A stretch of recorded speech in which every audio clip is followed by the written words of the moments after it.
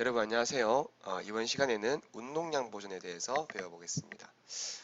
기호로는 운동량의 기호는 이렇게 영어 소문자 P에다가 화살표가 있죠.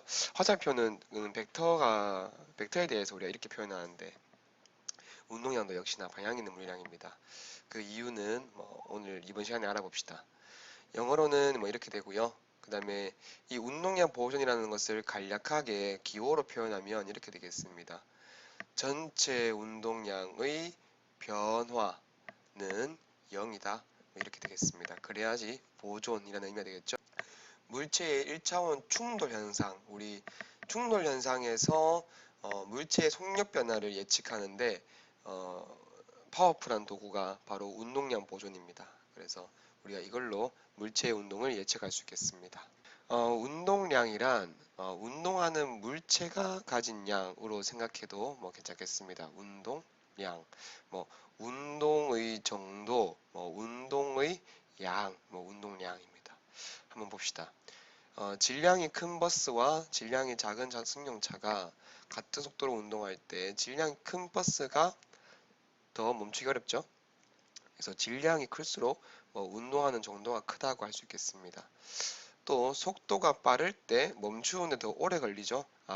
이것도 봐서는 속도가 클수록 운동하는 정도가 크다고 할 수 있겠습니다. 그래서 물체의 운동을 고려할 때는 질량과 속도를 모두 고려해야 됩니다. 그래서 운동량을 정의합니다. 운동량은 물체의 질량과 속도를 곱한 물리량을 운동량이라고 합니다. 운동량은 크기와 방향이 있고요. 방향은 속도의 방향과 같습니다. 자, 여러분들 여기 수식을 한번 봅시다. 속도라는 것 자체가 이렇게 화살표로서 벡터량이잖아요. 그래서 속도를에다가 질량을 곱한 물리량인 이 운동량도 역시나 방향을 갖는 벡터량이 되겠습니다. 단위는 당연히 질량의 단위인 킬로그램과 속도의 단위인 미터/세크를 곱한 것이 되겠습니다. 운동량 보존입니다.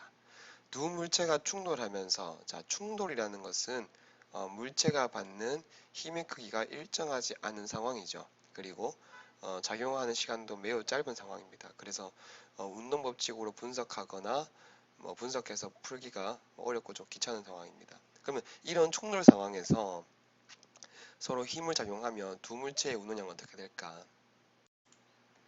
그림과 같이 마찰이 없는 수평면 위에서 질량이 각각, 자, 질량을 적을 때 이런 식으로 A 물체의 질량, B 물체의 질량이고요. 요거는 A의 속도, B의 속도입니다. 자, 그 다음에 우리는 지금 충돌 전과 충돌 후의 상황을 다루기 때문에, 자, 여러분들 보세요. 우리 지금 처음 쓰는 문자인데요. 이렇게 프라임이라는 것을 붙입니다. 이 충돌 상황을 한번 봅시다. 충돌 상황을 보면은 A 벡터가 A 물체의 속도 벡터가 더 길죠. 그 다음에 B 물체의 속도 벡터가 짧습니다. 이걸로 봐서는 A 물체가 B 물체를 따라잡고 이렇게 충돌을 하게 될 것입니다. 충돌 중에는 작용 반작용 법칙에 의해서 같은 크기의 힘을 반대 방향으로 같은 시간 동안 받겠죠. 그 다음에 충돌하고 나면 A 물체의 나중 속도, B 물체의 나중 속도를 각각 이렇게 줄 수 있습니다. 작용 반작용 법칙에 따라 두 물체는 충돌 과정에서 같은 크기의 힘 그리고 같은 시간 동안 서로 반대로 받습니다. 자, 여기서 우리가 한번 정리해 봅시다. 즉 B가 받은 힘, 오른쪽에 정리해 봐요. B가 받은 힘을 하나씩 F라고 하면, 여기에 F라고 하면 A가 받은 힘은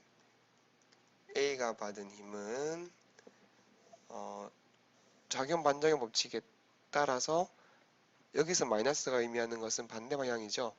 반대 방향의 같은 크기의 힘입니다. 따라서 마이너스 F가 되겠습니다. 이때 뉴턴 운동 제2 법칙에 따라 F는 ma죠. 따라서 A 물체의 질량에다가 A 물체의 가속도이고요. 그 다음에 B 물체의 질량에다가 B 물체의 가속도를 곱한 것입니다. 자, 그런데 이렇게 적어 놓고 보니 A와 B의 힘은 서로 크기가 같고 방향이 반대죠. 따라서 얘와 얘도 서로 부호만 반대입니다. 따라서 이런 관계식이 성립하게 되겠습니다. 여기 보면 A에다가 마이너스 부호를 붙여 놓았죠. 그리고 얘가 의미하는 것이 A 물체의 가속도, 얘가 의미하는 것이 B 물체의 가속도입니다. 여기서 동일하게 작용하는 시간 델타 t와 델타 t를 양변에서 소거하고요. 약분을 하고 나면 약분을 하고 충돌하기 전, 좌변이 충돌하기 전입니다. 그 다음에 우변은 충돌한 후가 되겠습니다. 이런 식으로 정리를 하게 되면 바로 좌변에서의 운동량의 합, 우변에서의 운동량의 합을 나타냅니다. 자, 차근차근 적읍시다. A 물체의 운동량 충돌하기 전입니다. 그 다음에 B 물체의 운동량의 합은 충돌하고 난 뒤의 A 물체의 운동량에 그리고 충돌하고 난 뒤의 B 물체의 운동량이 되겠습니다. 이렇게 충돌 과정에서 운동량은 보존된다라는 것을 의미합니다. 각각의 운동량은 변하지만 두 물체의 합은 일정하게 보존됨을 알 수 있습니다. 여기서 가장 중요한 말은 바로 운동량의 합이 보존된다. 그리고 두 물체는 서로 상호작용했다는 것입니다. 일반적으로 외부에 간섭이 없어요. 외부에서 작용하는 힘이 없습니다. 그래야지만 운동량의 총합이 항상 일정하게 보존됩니다. 우리는 이것을 운동량 보존 법칙이라고 합니다. 이렇게 운동량이 보존되기 위해서는 외부에서 힘이 작용하지 않아야 된다. 여기에는 이것이 바로 조건이 되겠습니다. 자, 여기에서 우리 위에서부터 유도한 식을 잠깐 데리고 봅시다. 여기에서 A는 A끼리 묶어봐요. 그러면 PA' 빼기 PA가 되고요. 그 다음에 B, 이쪽도 좌변에 있는 것들을 모두 우변으로 옮겨봅시다. 그러면 PB' 빼기 PB가 되겠습니다. A 물체의 운동량의 변화량, B 물체의 운동량의 변화량은 0이 되겠습니다. 따라서 이 둘의 합이 0이다 라고 우리가 구했던 이 식으로부터 이렇게 유도시킬 수 있습니다. 앞의 활동에서 충돌 후 역학술의 A, B의 운동량의 합, 즉 A 충돌 후, 그 다음에 B 충돌 후의 운동량의 합은 충돌 전 역학술의 운동량과 같다입니다. 즉 PA입니다. 왜냐하면 역학술의 B가 정지에 있었기 때문입니다.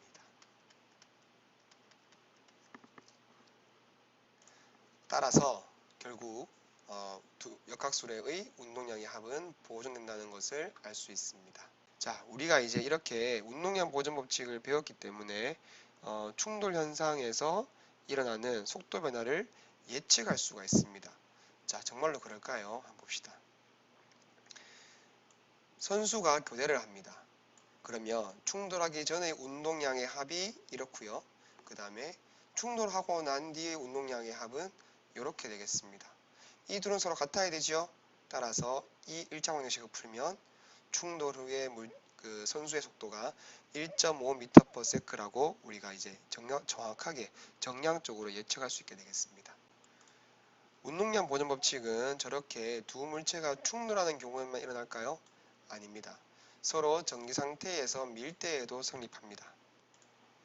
작용 반작용 법칙에 따라서 A와 B가 서로 밀 때 주고받는 힘의 크기는 서로 같고 방향은 반대이고 작용 시간도 같습니다.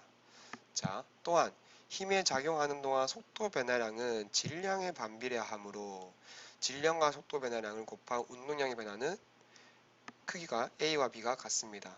따라서 방향이 반대이므로 운동량의 합은 0이 된다. 그리고 그러니까 A와 B의 운동량의 합은 보존된다고 할 수 있다라는 말이 있는데 이 말을 한번 정리해 봅시다. 자, A 물체가 받는 힘, A라는 사람이 받는 힘과 B가 받는 힘은 서로 방향이 반대입니다. A라는 사람이 서로 미는 동안에 생기는 속도 변화량은 B라는 사람이 생기는 속도 변화량과 방향이 반대가 되겠습니다. 여기서 동일한 시간 델타 t를 소거하고 나면 좌변이 의미하는 것이 A의 운동량 변화량이고요. 우변이 의미하는 것이 B의 운동량 변화량입니다. 따라서 이 둘의 합은 우변에 있던 것을 좌변으로 넘깁니다. 그래서 이 둘의 합은 항상 변화의 합은 항상 0이 됩니다. 변화의 합이 0이라는 것은 전체의 합이 보존된다고 할 수 있습니다. 이와 같이 운동량 보존 법칙은 한 개의 물체가 여러 개로 분리되는 경우에도 성립됩니다. 또한 두 물체가 함께 붙어서 운동하는 경우에도 성립됩니다.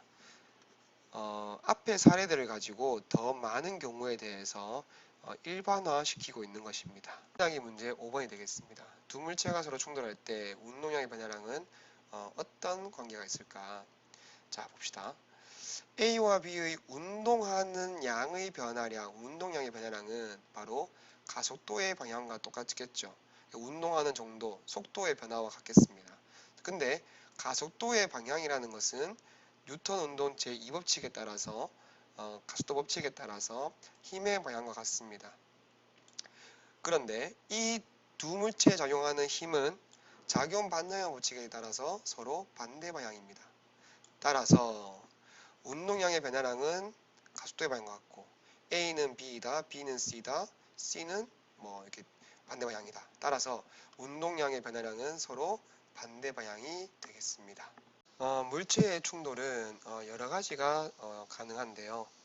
서로 잘 튕기는 경우도 있고 잘 튕기지 않는 경우도 있습니다.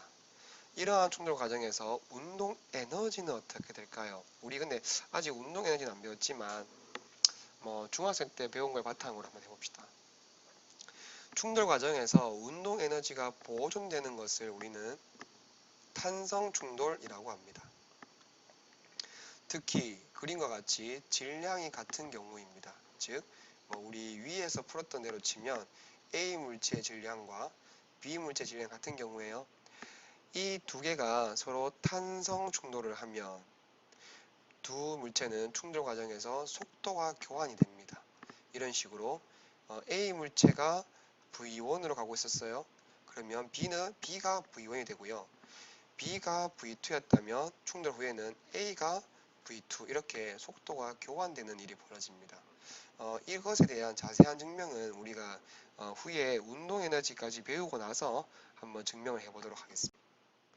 일상생활에서 일어나는 대부분의 충돌은 충돌 전후 운동 에너지가 보존되지 않습니다. 우리 이러한 충돌을 바로 비탄성 충돌이라고 합니다. 일상생활 대부분 다 비탄성 충돌입니다.